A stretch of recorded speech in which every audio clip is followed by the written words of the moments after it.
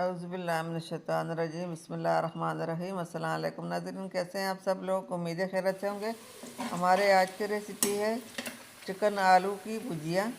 तो यहाँ पे हमने प्याज को हमने फ्राई कर दिया, 2 हमने टमाटर लिए हैं और 1 गठली हमने बेसन की ली है। ये हमने एक बड़ा साइज़ का आलू लिया, उसको हमने दरमियाने साइज़ में काट दिया और चिकन लिया। चिकन भी सब चीज़ें हमें दिखा दिए। तो ये प्याज तो हमारे फ्राई हो चुके हैं। अब इसके अंदर हमने ये हरी मिर्च और अदरक लहसुन हमने डाल लिए, अच्छी तरह फ्राई हो चुके हैं।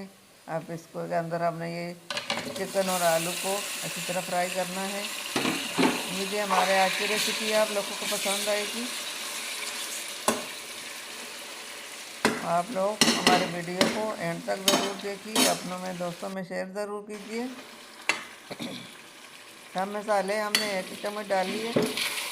मसाले तो हमने नहीं दिखाए, डालने भी नहीं दिखाए, इसलिए दिखाए। सब मसाले हमने नमक, देसी मसाले हैं घर के, और सब मसाले नमक, हल्दी, लाल मिर्च ये हमने 1 चम्मच डाल दिए। ये अच्छी तरह हमने फ्राई कर दिए। इसको हमने अच्छी तरह ही पकाना है। ये थोड़ा सा हम इसमें आधी सी कप हमने इसमें पानी डाला।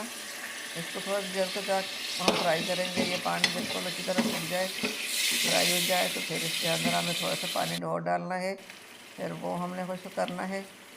उम्मीद है हमारे आज की रेसिपी आप लोगों को पसंद आ गई। ये घर में ट्राई ज़रूर करना, बहुत अच्छी रेसिपी है और बहुत मज़ेदार और जायके वाली रेसिपी है। ये टमाटर हमने छिलका उतार के काट दिए थे, ये भी हमने इसमें डाल लिए। पहले हम टमाटर के बगैर हमने पहले फ्राई की इसी तरह। अब हम टमाटर के अंदर फ्राई करेंगे। टमाटर गलने तक हम पकाएंगे इसको। हमारे वीडियो को अपनों में दोस्तों में शेयर भी ज़रूर कीजिए।